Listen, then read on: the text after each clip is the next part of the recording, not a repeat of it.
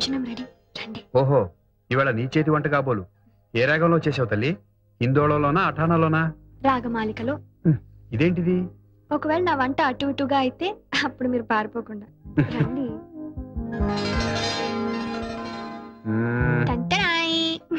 ఏమిటి ఇవన్నీ నీ 2 చేతులతో చేసినవేనా? నాకిప్పుడు 2 చేతులు కాదుగా, 4. అది సరే, చేసావో తెప్పించావో అది వేరే విషయం. గెస్టులను ఎవరినైనా పిలిచావా? ఏమండి, అక్క బావగారు పిల్లల్ని తీసుకుని కొడైకెనాల్ ఎందుకు వెళ్ళారో తెలుసా? పిల్లలకి సెలవులు ఇచ్చారు గనక. అదొక్కటే కారణం కాదు. ఇంకో కారణం ఏమిటో? మన ఇద్దరిని ఒంటరిగా వదిలేస్తే. ఒంటరిగా వదిలేస్తే?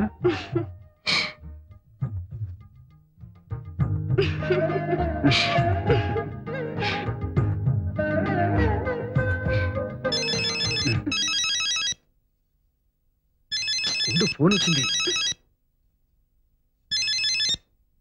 హలో, ఉన్నారండి? సారీ అండి, ఇప్పుడు ఆయన ఇంకో డ్యూయట్ కంపోజింగ్ లో ఉన్నారు. చాలా బిజీగా ఉన్నారు. ఇది కూడా చాలా అర్జెంట్ అండి. ఏంటండి, మీది కూడా డ్యూయటా అండి? చెప్తానండి. ఎవరు? రాజుగారేనా? వాళ్ళకి అర్జెంట్ గా ఒక పాట చేయాలి పాపం. అన్నయ్య ఊళ్ళో ఉన్నప్పుడే చేద్దాం అనుకుంటే. అది నిజమే అనుకోండి. వాళ్ళు కూడా అర్జెంట్ అంటున్నారు కాబట్టి మనం కూడా అదే మూడ్ లో ఉన్నాం కాబట్టి రండి, బ్రహ్మాండమైన పాట వస్తుంది, మీరు చేయగలరు.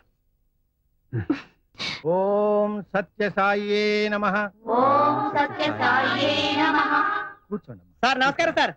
నమస్కారం. ఏంటి హుషారుగా ఉన్నా? ఏం లేదండి, నేను పాడిన పాట ఒకటి ఇందులో రికార్డ్ అయింది, మీ గిఫ్ట్ గా ఇద్దామని వచ్చాను. చాలా థ్యాంక్స్ అయ్యా. మేడం, నువ్వు మొదటగా పాడిన పాట కుడి కన్ను చాలా బాగుందయ్యా. మీ అమ్మగారు ఈ పాటని టేపు అరిగిపోయేలా వింటారనుకో. నువ్వేంటి ఇలా వచ్చావు? నీ పాటలే, మీ పేరు అందరికి తెలియాలని. తెలుపుకో. తీసుకోండి. ఇప్పుడే ఇచ్చారమ్మా. చందు, చాలా బాగా పాడానమ్మా.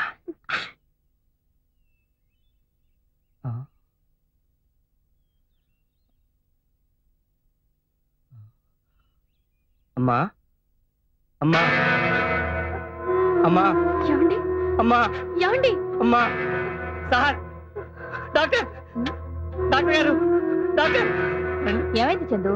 ఏమైంది? నువ్వేం కంగారు పడుకో, నేను చూస్తాగా. ఏమైందయ్యా? ఏమైంది?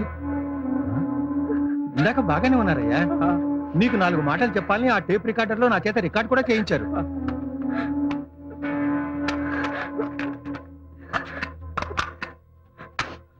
I'm sorry Chandu.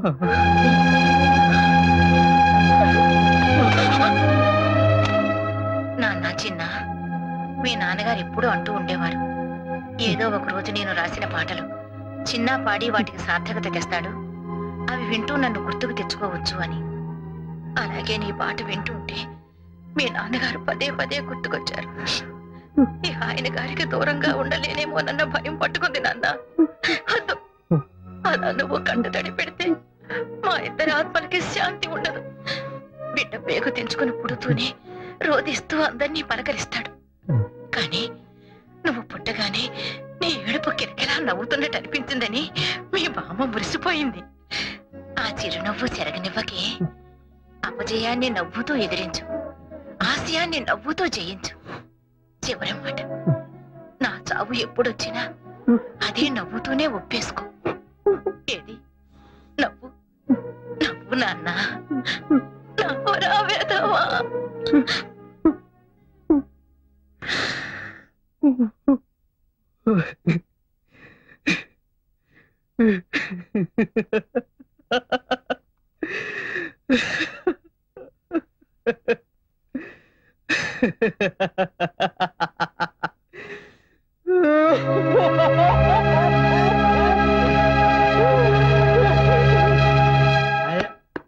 సరే, తలుపు తీవే.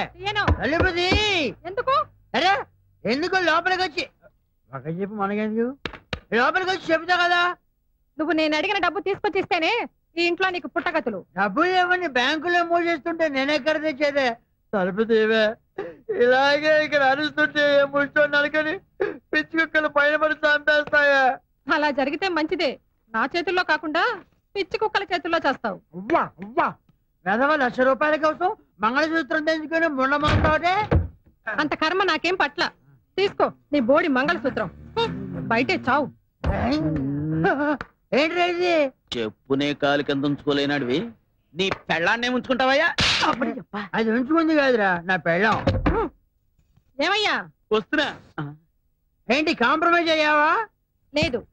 నువ్వు మగాడి అనిపించుకోవాలనుకుంటే ఆ డబ్బు తెచ్చి నా చేతిలో పెట్టు.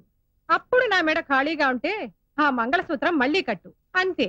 ఆమె మెడలో కొత్త మంగళసూత్రం వచ్చేలోపు మీకు డబ్బొచ్చే ఉపాయం చెప్పనా? మరి ఎప్పటిదాకా ఎందుకు చెప్పలేదు? అప్పుడు అబ్బోయ్ లక్షలు ఖరీదు చేసే ట్యూన్లు శ్రీరంగం బ్రదర్స్ దగ్గర బోల్డ్ ఉండుంటాయి కదా. ఆ ట్యూన్ల పుస్తకాల్ని మెయింటైన్ చేసేది నేనే. నాకే చెప్తాను. మరి ఇంకే మెల్లగా అక్కడి నుంచి మాయించేయండి. మన దగ్గర క్యాసెట్ కంపెనీ వాడు ఉన్నాడు. మంచి ధర కమ్ముదాం. ఆ తర్వాత చెరిసగం పంచుకుందాం. ముందు మీద మంగళసూత్రం మీద ఒట్టు. అయితే ఓకే. అయ్యో ఏమైందయ్యా? ఏంటి ఇవాళ ఎంత ఆయాసంగా కనిపిస్తున్నావు? నాకేదో భయంగా ఉంది. భయం ఎందుకే? బండరాయిలా ఉంటే నాకేం కాదు. పద అన్నం లేదయ్యా, వెంటనే నీకు